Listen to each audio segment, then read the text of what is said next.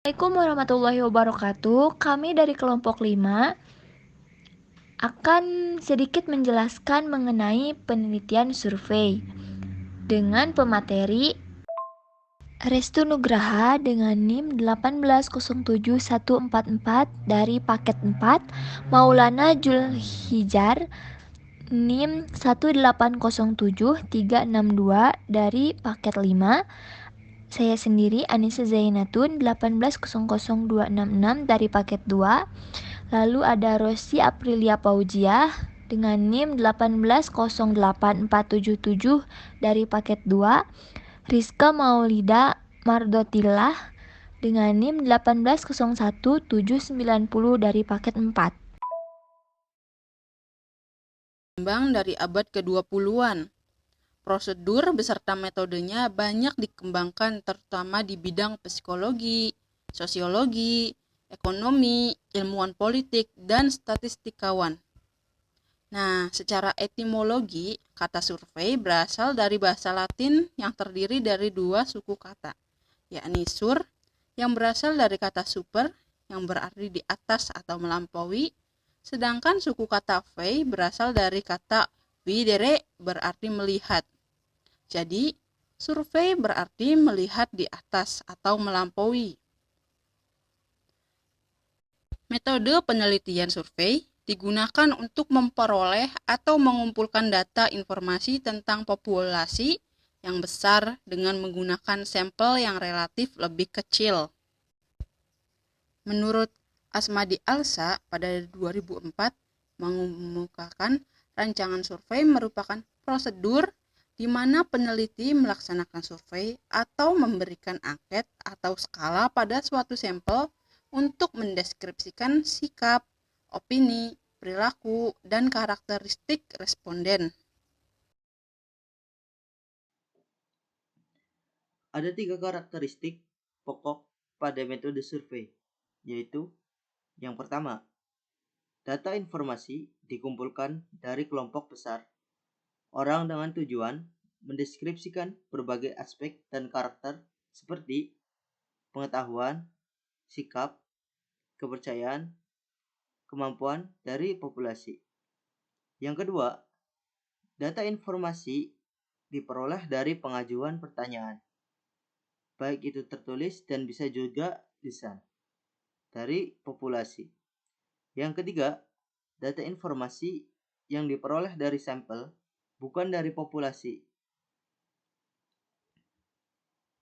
Selanjutnya ada penelitian survei yang dapat digunakan untuk yang pertama yaitu penjajakan eksploratif, 2 deskriptif, 3 penjelasan eksplanatori atau konfirmatori, yaitu menjelaskan hubungan kausal dan pengujian hipotesa. Keempat, evaluasi. Kelima, prediksi atau meramalkan kejadian tertentu di masa yang akan datang. Keenam, penelitian operasional. Dan 7, pengembangan indikator-indikator sosial.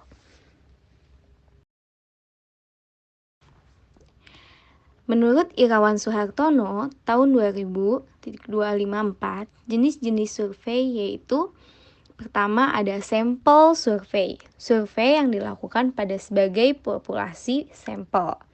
2. Sensus, survei yang dilakukan pada seluruh anggota populasi. 3. Public opinion poll, survei yang mengajukan pertanyaan kepada responden tentang suatu topik pendapat umum. Misalnya sikap terhadap anak jalan. 4. Cross-sectional survey, survei yang membandingkan dua kelompok orang atau lebih untuk melihat perbedaan yang ada pada kelompok-kelompok tersebut. Yang kelima, survei longitudinal, survei yang akan melihat perubahan atau perkembangan yang terjadi dalam perjalanan waktu.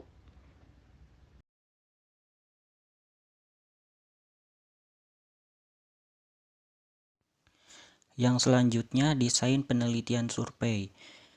Penelitian survei memiliki dua desain, yaitu yang pertama cross-section, yaitu peneliti mengumpulkan data pada satu titik waktu. Yang kedua longitudinal, yaitu peneliti mengumpulkan data tentang tren dengan populasi yang sama dari waktu ke waktu.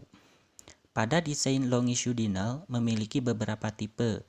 Yang pertama, trend yaitu rancangan survei longitudinal yang melibatkan pengidentifikasian populasi dan pemeriksaan berbagai perubahan dalam populasi itu dari waktu ke waktu.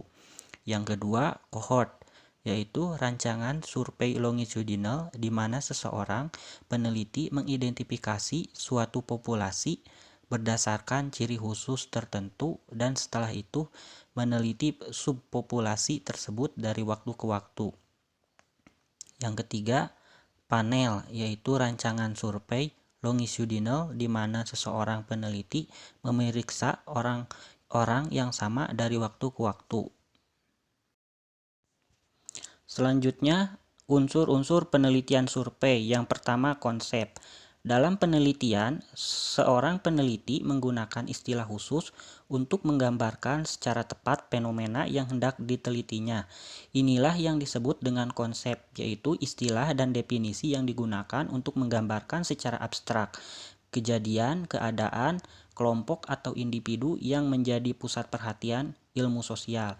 Melalui konsep, peneliti diharapkan akan dapat menyederhanakan pemikirannya dengan menggunakan satu istilah untuk beberapa kejadian yang berkaitan dengan lainnya. Dalam penelitian akan dijumpai dua jenis konsep. Yang pertama, konsep-konsep jelas hubungannya dengan fakta atau realitas.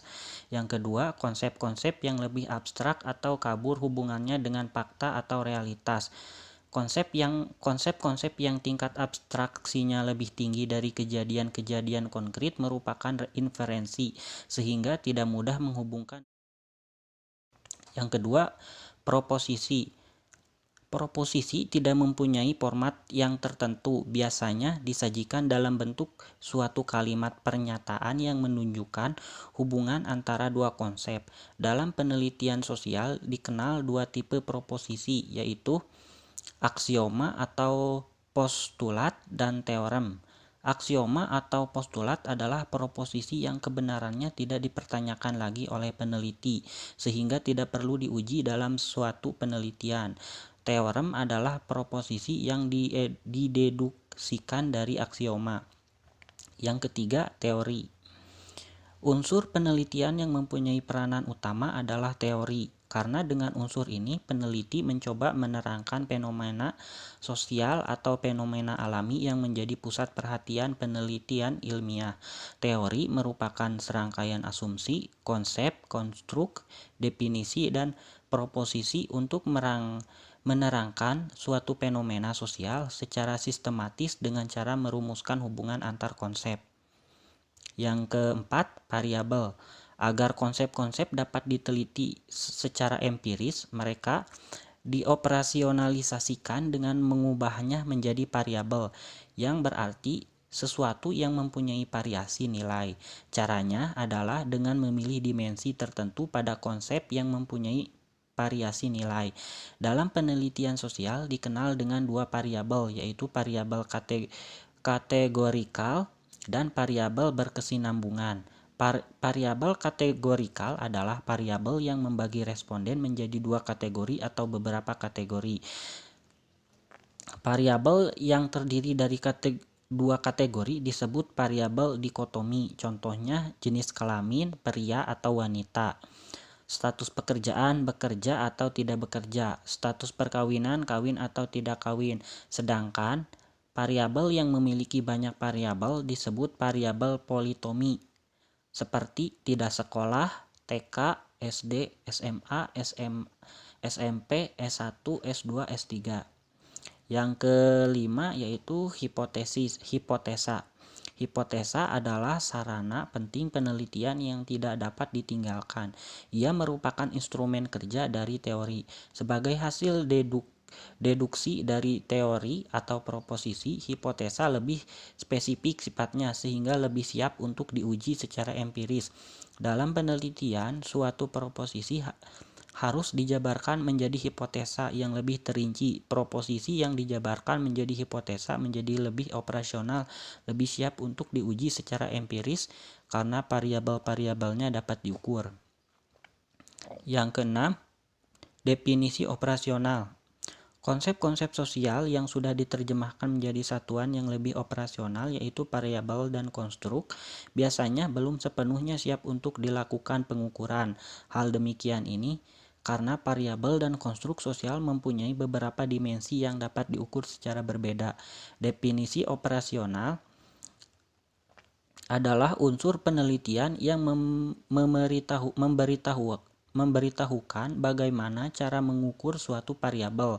Dengan kata lain, definisi operasional adalah suatu informasi ilmiah yang sangat membantu peneliti yang ingin menggunakan variabel yang sama. Dari informasi tersebut, peneliti dapat mengetahui bagaimana caranya pengukuran suatu variabel dapat dilakukan. Dengan demikian, seorang peneliti yang dapat menentukan apakah prosedur pengukuran yang sama akan Langkah pelaksanaan survei.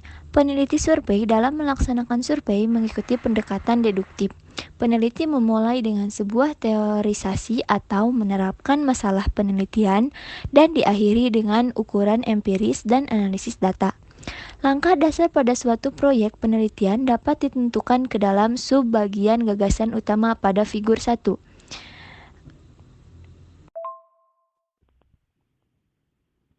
Pada tahap pertama, peneliti membangun sebuah instrumen, sebuah pertanyaan survei atau daftar pertanyaan yang akan digunakan peneliti untuk mengukur variabel-variabelnya. Responden membaca dan menjawab dengan memberi tanda pada kuesioner tersebut. Sebuah jadwal interview adalah seperangkat pertanyaan dari petugas interview yang ditujukan kepada responden, yang juga merupakan catatan atas tanggapan responden. Peneliti menyusun konsep dan mengoperasionalkan variabel-variabel suatu pertanyaan. Peneliti mencatat dan mengulangi pertanyaan untuk mengklarifikasi dan melengkapi data yang diperoleh dari wawancara tersebut, dan mengorganisasi pertanyaan-pertanyaan ke dalam pokok-pokok kuesioner pada pertanyaan penelitian, responden, dan bentuk-bentuk survei. Pada saat persiapan kuesioner, peneliti harus memikirkan bagaimana dia akan mencatat dan mengelola data-data yang akan dianalisis. Peneliti memandu pengujian dengan seperangkat kuesioner ke responden yang sama pada akhir survei. Jika menggunakan petugas interview, maka peneliti perlu melatih mereka tentang bahan-bahan kuesioner.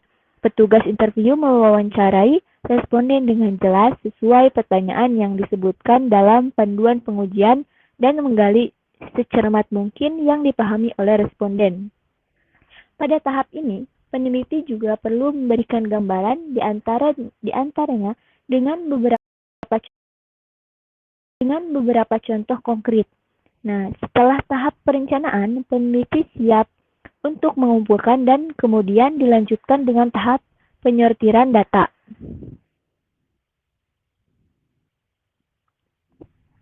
Peneliti menempatkan sampel responden secara tersendiri melalui telepon atau surat.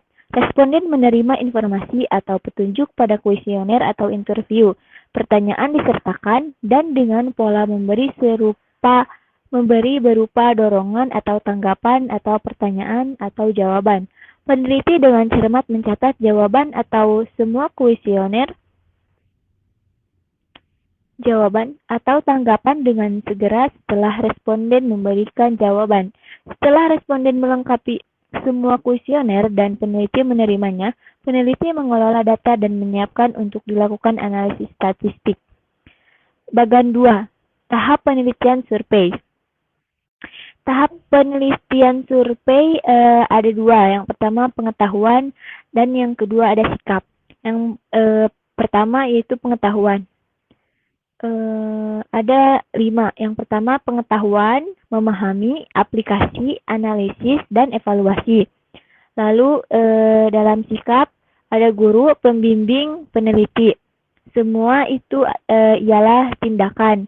Nah, di mana tindakan itu menuju evaluasi, implementasi, manajemen, K3 dalam prakerin. Lalu, seperti yang tertera di atas, ada beberapa tahap atau proses dari penelitian survei. Dan tahap-tahap umum tersebut dapat disimpulkan secara garis besar atau poin inti yang selanjutnya dimasukkan ke dalam langkah-langkah pelaksanaan penelitian survei, yaitu yang pertama, merumuskan masalah penelitian dan menentukan tujuan survei. Yang kedua, menentukan konsep dan hipotesa serta menggali kepustakaan. Yang ketiga, pengambilan populasi dan sampel. Keempat, pembuatan kuesioner dan instrumen-instrumen.